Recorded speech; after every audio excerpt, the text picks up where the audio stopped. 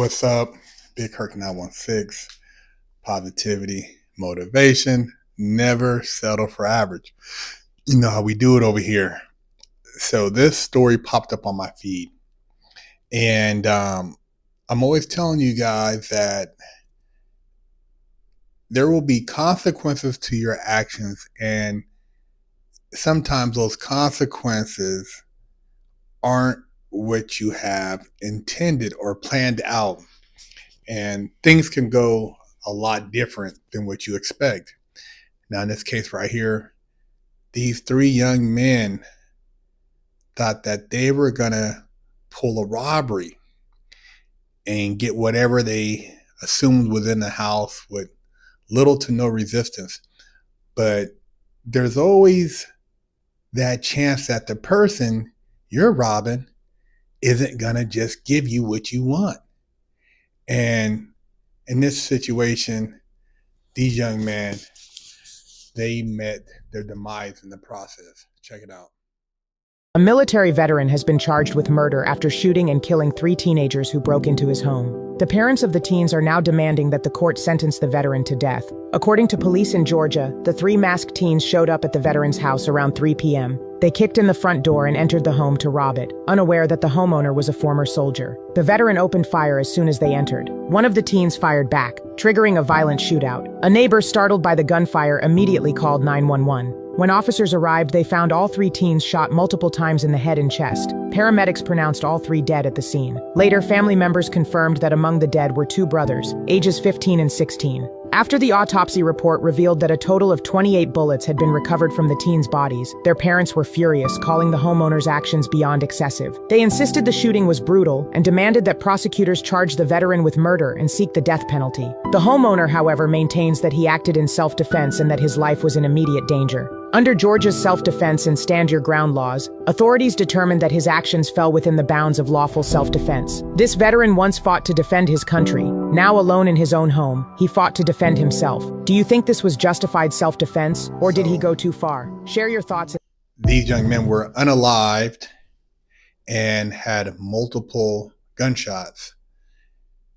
And they didn't expect the person they were going to rob was going to also have a gun. See, that's the thing with being a criminal. You think you're the only one with a gun because the laws usually favor those who don't play by the rules when it comes to carrying a pistol in a lot of states. But in some places, people legitimately have registered guns, and in some places, gun ownership isn't as restrictive. So you have the unalived young men, and you have the parents who are upset, saying that it was excessive. What's considered excessive? If your life's in danger and somebody is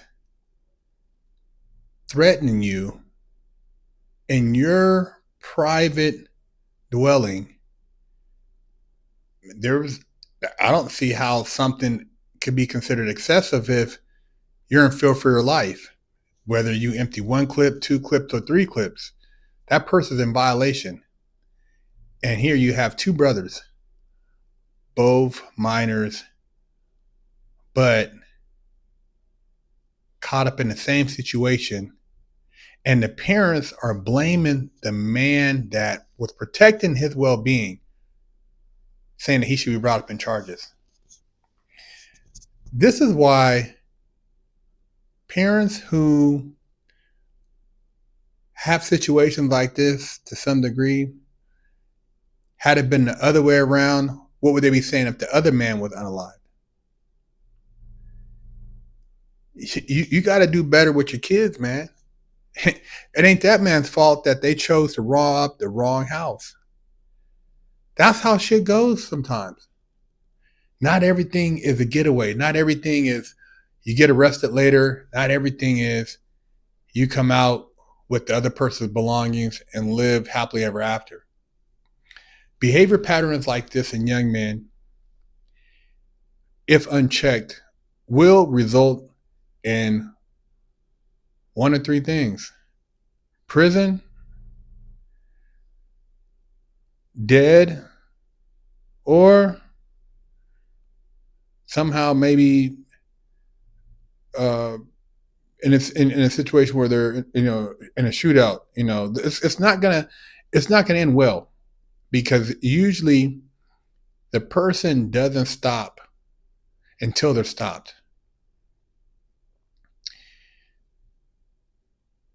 Sometimes I think back at a lot of situations I've came across, and you think about like what will take as far as a lesson to get somebody to not do something or to change their ways. It has to be something dramatic, something that's life changing, life altering. And yeah, man, I mean, how much more life altering can it be than if you're no longer alive? You know? And yeah, you could sit there and say, well, he didn't have to shoot them that many times, but you're robbing somebody, you're violating somebody.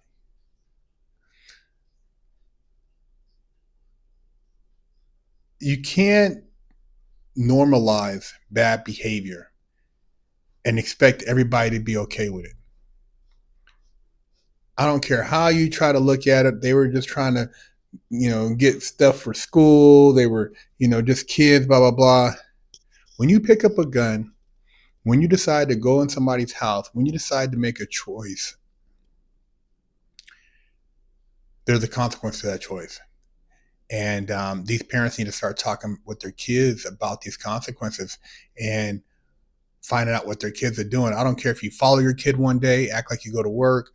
I don't care if you somehow monitor them or, just see, especially, if a kid, if he's up to something, you look at his friends. If you know his friends are up to no good, if your child is hanging out with these kids, he's up to no good. And that's a choice you got to make. You got to make the choice whether or not you want to risk your child getting shot, sent to the penitentiary, in a situation like this, or are you going to intervene and, do some type of drastic move so that they can change their trajectory? But leave a comment. Let me know what you guys think about this. And do you think it's excessive? Because, man, look, like I said, you go in there, people have been pistol whipped, tied up, is that excessive? Because you want to steal, so you violate all these. So on the flip side, is that excessive? Give me all your stuff, and then the person says no, and you do whatever you. Is that excessive? I'm just saying, man, you got to always look at things from two perspectives. It's not just your way when you're doing the dirt. It's not just your way, and you can say what you want. I'm just trying to tell you, because I'm saying some of you guys are gonna look at this, talk shit, and you're gonna do what you do anyways. But best believe that not everything's gonna go the way you plan all the time, especially when you're out here doing the devil's work. BigHerc916. Oh shit!